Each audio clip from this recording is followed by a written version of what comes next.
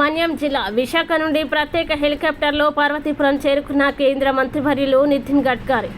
పార్వతీపురంలో జరుగు ఎన్డీఏ ఎన్నికల ప్రచార సభలో ప్రసంగించిన గడ్కరీ ఎన్డీఏ కూటమి అరకు పార్లమెంట్ ఉమ్మడి అభ్యర్థిని కొత్తపల్లి గీత, పార్వతీపురం అసెంబ్లీ ఉమ్మడి అభ్యర్థి బోరేల విజయ్ చంద్ గెలుపుకి మద్దతుగా ఎన్నికల ప్రచారం. గడ్కరీ కామెంట్స్. రైతుల కోసం ప్రధానమంత్రి మోడీ ఎన్నో అవకాశాలు కల్పించారు. పేదరికానికి కారణం పనికిరాని ఆర్థిక సంస్కరణల కారణంగా గత ప్రభుత్వంలో ఇబ్బందులు పడ్డాము. ఇప్పుడు మోడీ సారథ్యంలో ఇవన్నీ అధిగమిస్తున్నాం. 35,000 కోట్లతో విశాఖ రాయ్పూర్ అభివృద్ధి చేస్తున్నాం. 22,000 కోట్లతో గ్రీన్ఫీల్డ్ హైవే అరకు పార్లమెంట్ పరిధిలో నిర్మిస్తున్నాం. మీ ఏరియాలో మంచినీటి సమస్య ఎక్కువగా ఉన్నట్లు తెలిసింది. 10,000 మంది రైతులు ఆత్మహత్యలు చేసిన ప్రాంతం నుండి నేను వచ్చాను. రైతులకి అత్యంత ప్రాధాన్యతనివ్వడం జరుగుతుంది. నేను మంత్రిగా ఉన్నప్పుడు పోలవరం శాంక్షన్ చేయడం జరిగింది. 35,000 కోట్లతో రాయ్పూర్ హైవేను నిర్మిస్తున్నాం. 22,000 కోట్లతో గ్రీన్ఫీల్డ్ హైవేని అభివృద్ధి చెందుతాయి మీ ప్రాంతాలన్నీ. సాలూరు బైపాస్ మీకు చాలా ఉపయోగం. రోడ్లు బాగుండడం వల్ల అమెరికా గొప్ప దేశంగా మారింది. మీ ప్రాంతానికి మంచినీటి, ఏనుగుల సమస్యని పరిష్కరిస్తామని హామీ ఇస్తున్నాను. కేంద్రం ద్వారా మీకున్న సమస్యలన్నీ పరిష్కారమైనట్లుగా చూస్తాం. అరకు పార్లమెంటును మేము అభివృద్ధి చేసి చూపిస్తాం. అరకు పార్లమెంట్ అభ్యర్థిగా కొత్తపల్లి గీత కామెంట్స్. మద్య మాఫీ చేస్తానని వచ్చి జగన్మోహన్ రెడ్డి విషం పోస్తున్నారు. రాష్ట్రాన్ని అప్పుల కుప్పగా మార్చేశా. మీ అందరినీ కలవడం చాలా ఆనందంగా ఉంది. 10,000 మంది రైతులు సూసైడ్ చేసుకునే ప్రాంతం నుంచి నేను వస్తున్నాను. I am really happy that today our government under the leadership of Prime Minister Narendra Modi ji has given special priority for water conservation, water storage, drinking water, and at the same time giving priority to complete the dams, big dam projects in whole country. Narendra Modi గారి ప్రభుత్వం నీటి పారుదల కోసం ఎన్నో రకాలైన పథకాలను అమలు చేసి దానికి చాలా ప్రాధాన్యత ఇస్తున్నగా మనం చూస్తున్నాం.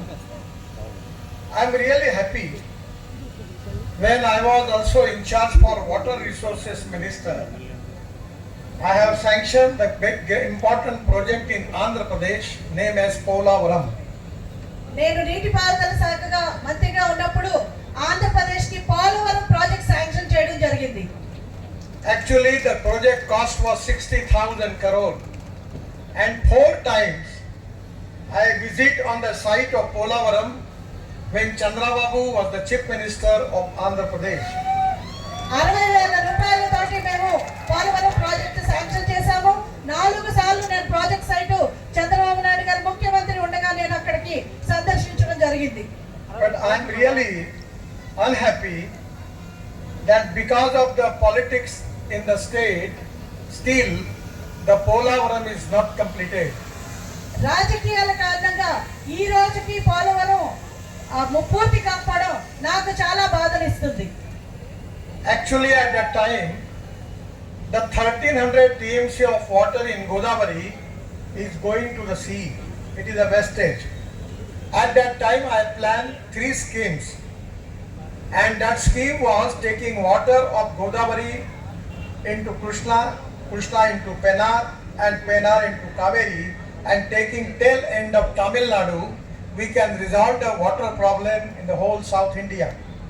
ఆ రోజు మేము 1,300 టీఎంసీ నీరు సముద్రంలో కలిసిపోతుందని చెప్పి 3 ప్రాజెక్టులు మేము దానికి శాంక్షన్ చేశాము. గోదావరి నీరు కృష్ణాలోకి, అలాగే పెన్నాలోకి, అలాగే కావేరీలోకి తీసుకువెళ్ళి తమిళనాడులో కూడా వాటర్ డిస్ప్యూట్ రిజాల్వ్ చేయడానికి, ఇక్కడి నుంచి నీరు మళ్లించడానికి మేము ప్రాజెక్ట్స్ చేయడం జరిగింది. It is really a great mistake, planning mistake. At before 47, the government at that time under the leadership, Congress government under the leadership of Nehru ji, their priority was